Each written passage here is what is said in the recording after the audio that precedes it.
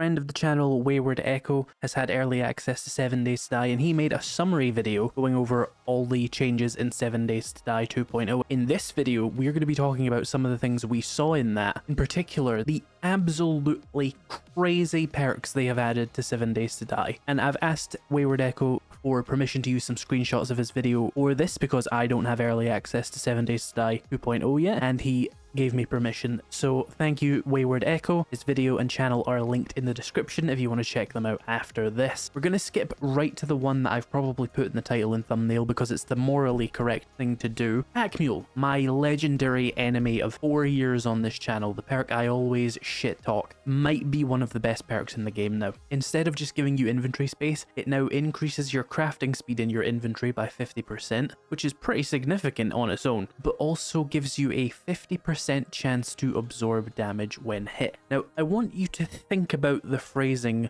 of 50% chance to absorb damage when hit. That's not 50% damage resistance. That says a 50% chance to absorb damage. That sounds like I have a 50% chance to simply not take any damage when I get hit. As it is, that sounds like it's going to be unbelievably powerful, and I will note, if you're watching this in the future, I've no doubt at least one of the perks in this video has been nerfed into the ground, and I have a feeling this one is going to be one of them. There's a 50% chance to take no damage from hits on a perk that requires 5 strength is insane. I have 10 more perks to show you. Let's start going from perception all the way through to intellect.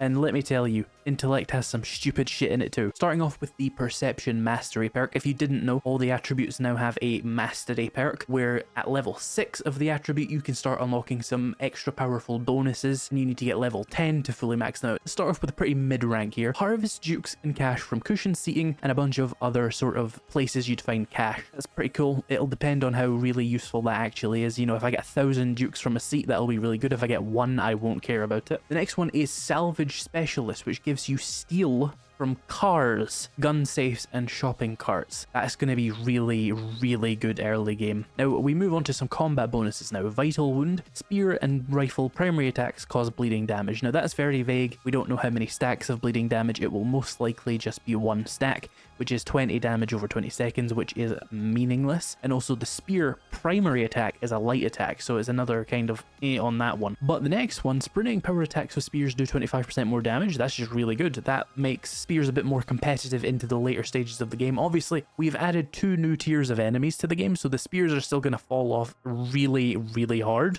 on higher difficulties, even with this 25% damage boost, but this will extend their lifespan relative to 1.0 at least, so you might be able to use them a bit more reliably against radiated zombies on insane difficulty. And the last one is kind of wild. Rifle shots deal 50% more damage. Now you might wonder, why is that so significant? Well, if you take a look at the Deadeye perk and the total damage boost from it, it's also 50%, so 1 rank of this perception mastery will give you 50% more rifle damage compared to 5 ranks of Deadeye. Now Deadeye's still worthwhile.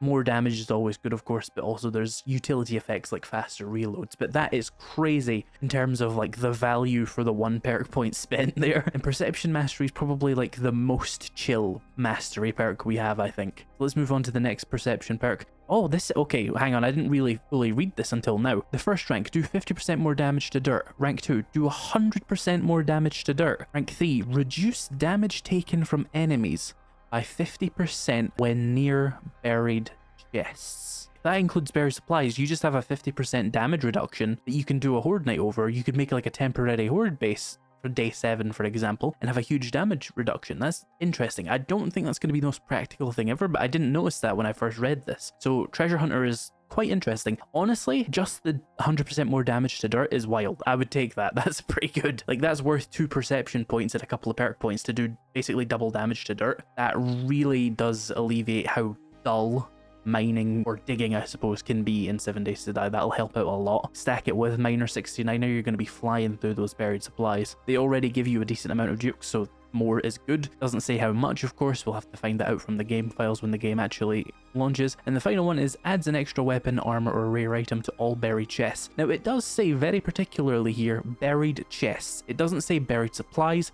It doesn't say buried treasure. It says buried chest, which I would think applies to both. So does that mean buried supplies jobs, if you've got the 7 perception and level 5 treasure hunter, is going to be able to get you a weapon and armor and a rare item? Well, one of those 3 every time? Buried supplies might be kind of busted now. That's going to be very, very interesting. And indeed, buried treasures. I'm looking forward to playing with this, because treasure hunter was another very weak perk in my opinion. I never really used it. Now it's got a lot of extra stuff that makes me go, you know, I could go for some of that. So this is a strength perk, and it is Grand Slam, and cut to the last one basically. 50% extra chance to ragdoll enemies with power attacks while sprinting is a really good effect. Really powerful, just really practical. Knockdown is always good. Having a 50% chance to sprint attack knockdown is just really, really powerful. That's going to make clubs and sledgehammers, especially with the new sledgehammer skill book, I think very, very powerful into the late game. Probably still, you don't want to fuck with infernal and charge zombies with your melee weapons, but radiated zombies, if you can just ragdoll them, bearing in mind that the club has bonus damage to downed enemies and bonus knockdown chance to enemies that have been knocked down. That's going to be really good, I think. Junk miner. Gain 100% more resources from mining junk, such as cloth, plastic, etc. I assume this means is all the things in 7 Days to Die that are neither ores or wrenchables, you're going to be able to get extra resources with if you pickaxe them or axe them with this perk. And I think that's a really good change. Just off the top of my head, I'm thinking leather couches, I'm thinking plastic blinds, tires, things like that that you can't wrench, but you also can't fully axe them properly. Now you have a way of increasing your yield from those, and I think that's going to be something not top priority, but definitely very useful for a lot of people's playthroughs. And then we have strength mastery. All critical injuries heal twice as fast when holding a mining tool. I'm going to ignore how little actual sense that makes and just think about the gameplay implications of I've broken my leg, better switch to a pickaxe. That's your life now. Brass miner gives a 5% chance to gain scrap brass when harvesting ore blocks. Depends on how much scrap brass you actually get, but that could be very, very powerful. Obviously, one of the big limitations to ammo crafting in 7 Days to Die is that you cannot mine for brass. You have to go out and scrap for it, which involves being good at perception stuff, so it was kind of a limiting factor. Now your strength player has a bit of a brass providing perk as well, where they'll be able to make a lot of the ammo themselves. Probably not going to be as efficient as doing perception, but I know a lot of people who just mine and mine and mine for days on multiplayer servers, and just as a byproduct, I can imagine them getting stacks and stacks of brass. Battle miner, which makes mining tools like pickaxes, axes, and shovels deal more damage to zombies. Again, that's going to very much depend on how much damage. If it's 300%, that's going to make pickaxes ridiculously good. If it's 10%, pickaxes and shovels and stuff are still going to be trash in combat on high difficulties. So my judgment is withheld on that one. Headshots with clubs or sledgehammers have plus 50% chance to dismember enemies. So we're just throwing anything into this game now. And indeed, if we look at Adrenaline Berserker, kills with strength-based weapons, which I assume includes pickaxes by the way, grant 50% damage resistance for 10 seconds. 50. 50. Half of a hole for 10 seconds. So you're just going to always have it. I want you to keep in mind the number 50% and how it is half of 100%. I want you to divert some brain power to that for a moment. Half of a 100%. 50% resistance. This is going to be important in a minute, so keep it in your mind. Siphoning Strikes makes it so you get 10 health back on melee kills at max level. That's fine. It's going to be balanced by the fact that late game you are going to take more than 10 health damage per zombie if you're melee attacking, unless you're really, really good. Kind of balances itself. If you could get it early on, that would be really, really useful though. We also have Fortitude Mastery, which is also an insane one. Killing an enemy will instantly stop bleeding injuries without using a bandage. That's a nice thing to have. The next one is antibodies. After recovering from an infection, you are immune to infection for 2 real-world hours. Now that is essentially 2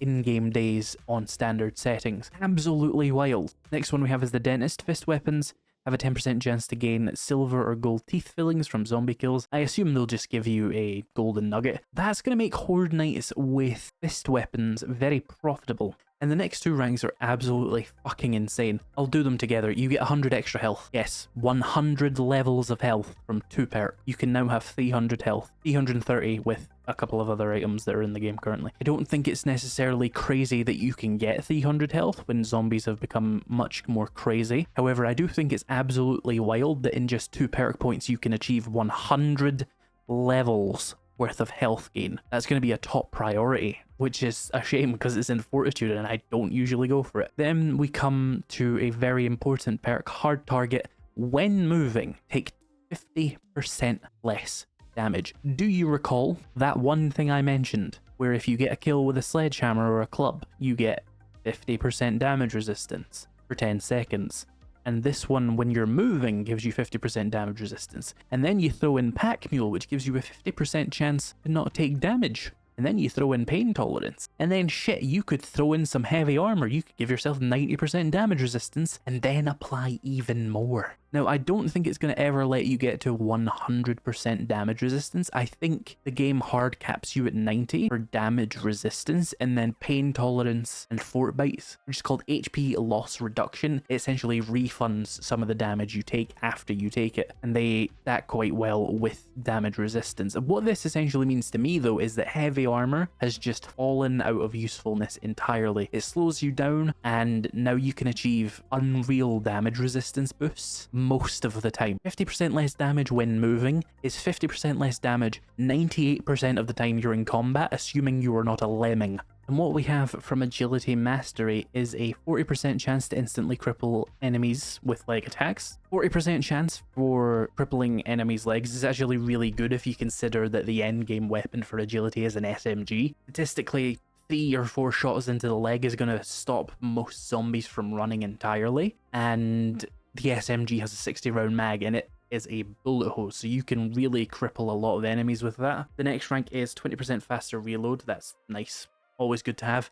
The next rank is handguns cause bleed. Again, depends on how that gives damage stacks. If it gives you 1 stack, it's only 20 damage over 20 seconds. If it gives you 7 stacks, then that's a real heavy damage perk. And we have yet another damage resistance perk here, but in a different sense. Graceful reflexes deflect the first blow with ease, recharges every 60 seconds. So every 60 seconds, the first hit you take will deflect. Now, in most games, when they say deflect, that usually means reflecting the damage on the enemy, but it could just be them using another word for you not taking damage. That's kind of unclear. But otherwise, this is essentially just a free get out of jail free card every 60 seconds. And the last one is fully drawn bow shots bypass armor and deal full damage, plus an extra 25% damage, and that's just going to make bows for stealth attacks a little bit more useful. Probably still going to be better to use a crossbow against things like Infernals and Charged, because they have way more than an extra 25% health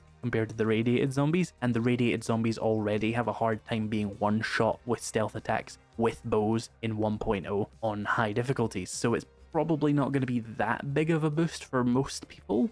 But early on in the game, before game stage 100 or whatever it is, when the Charged and Infernal show up, that's going to be a good one to have. And that brings us to the last perk in this video, Intellect Mastery. Vehicles take 20% less damage and consume less fuel. Pretty good. Adds a 25% chance to find a book, magazine, or schematic in loot. It doesn't necessarily say what kind of loot. If we assume it's maybe just a 25% chance to get an extra one of those in book-related loot, or maybe in the end loots, it could be decent but not crazy. The next one is going to make Intellect kind of a big priority for a lot of players though, and that is adds a 50% chance to gain double skill points when reading magazines.